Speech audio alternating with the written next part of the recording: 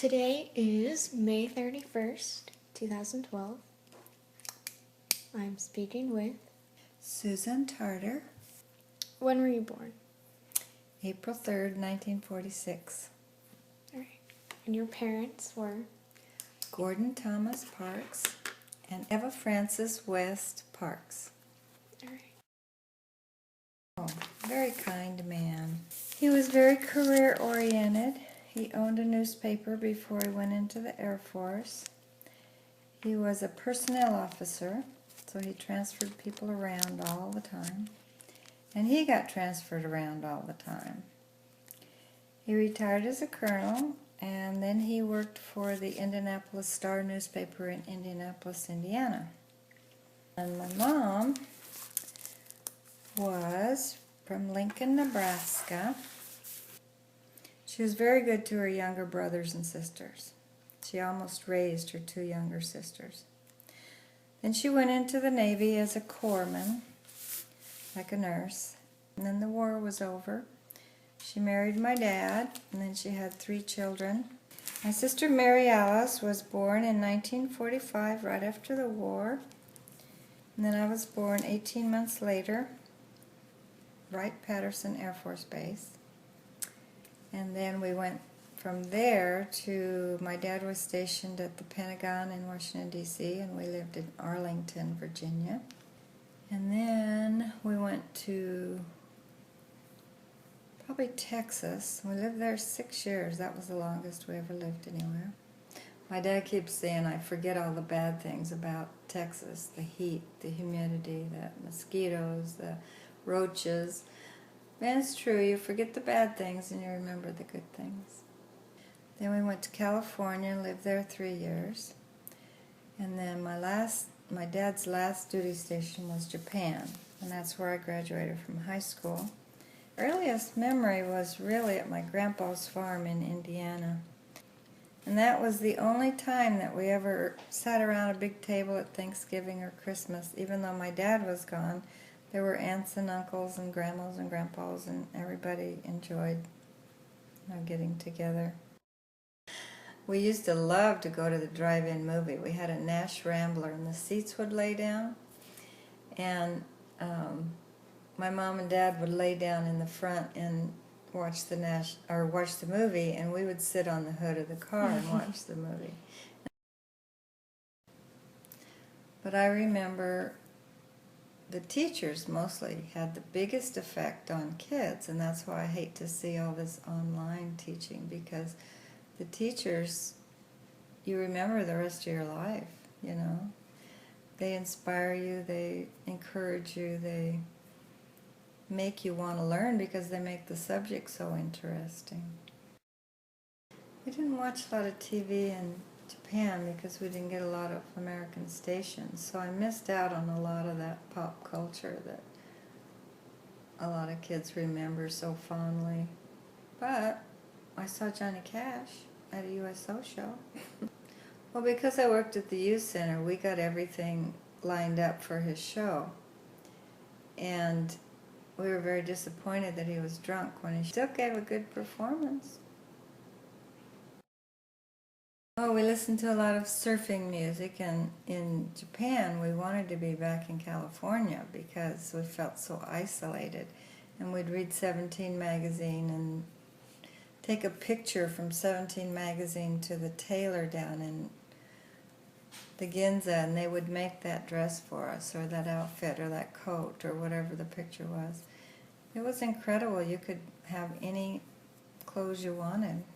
They loved the Americans. They loved the Americans because they brought an end to the war. They wanted to speak English. I taught English to Japanese, so I'd go on the Dinsha to different places, you know, community centers and places, and teach English to high school students. And they'd teach me about their high schools and their culture and their language and everything. It was interesting. I wanted to know all the slang words and understand how the Americans thought. What color was your dress? White. It was white brocade. My boyfriend was a better dancer than I was, and so he danced with all the girls. And I danced with a lot of guys, but not as much as he did. But it was fun. After prom, we watched the submarine races. And I didn't know what it meant to go watch the submarine races, but I found out. I met him at the Green Wave, and they served watermelon slices at the Green Wave was a cafe where everybody hung out. And I wanted some watermelon. Well, they were all out. So he went down to the Ginza and bought a watermelon for me and brought it back to the Green Wave. So we all cut it up right there at the table and ate it. And my mother and I went to Okinawa and we visited him and decided that we were going to get married. Our wedding was very simple. It was at the Christian church, and my sister-in-law and Boyd's best friend witnessed it. Then, after we got married, he went to Thailand. That was when the Vietnam War was on. And he was a radio operator in Thailand, so he knew everything that was going on in the war because of all the dispatches that came through the radio. And Brenda was born. We lived in Indiana in my folks' house. They weren't there, but we lived in their house. My sister lived there too. She was a senior in high school. And so she babysat Brenda, and they were buds. Mm-hmm. So then when he got back, we moved to Boise, Idaho. He was from Council, so he wanted to live in Idaho. I worked at Internal Revenue Service, and Boyd worked at M&W Market while he went to barber school. Then when we moved from Boise, he opened his own shop, and pretty much we did it his way. I remember when we'd go out to dinner and had to decide where to go. And everybody would say, I want to go here, I want to go there, I want to go here. And if we hadn't decided by the time we crossed the bridge, Grandpa would turn around, go back home, and I'd have to cook supper. But as far as growing up, they were good. I wish I had spent more time with them on their homework and encouraged education a little bit more. I did always make them think they would go to college, but neither of them really wanted to. And it was a big surprise when Brenda joined the Navy. She wasn't even 18. She graduated when she was 17, and we had to sign for her, and there's no way I was going to sign for her. But I thought, well, my mom was in the Navy, and she loved it. And finally, Boyd said it was okay, so off she went. What would I have done differently? I would have traveled more.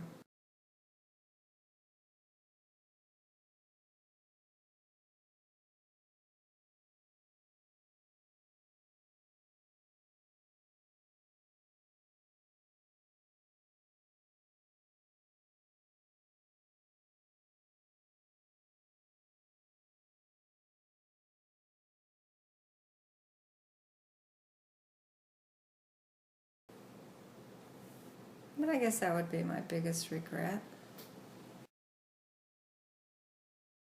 The normal beach party where you have a bonfire and you bring fried chicken, and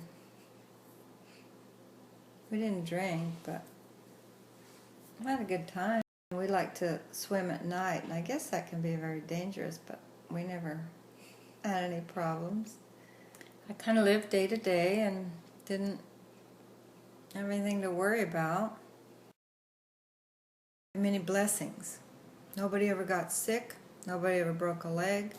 Nobody ever was in a horrendous car accident. Nobody died early. We've had an easy life. And it makes you realize what your priorities are. Yeah.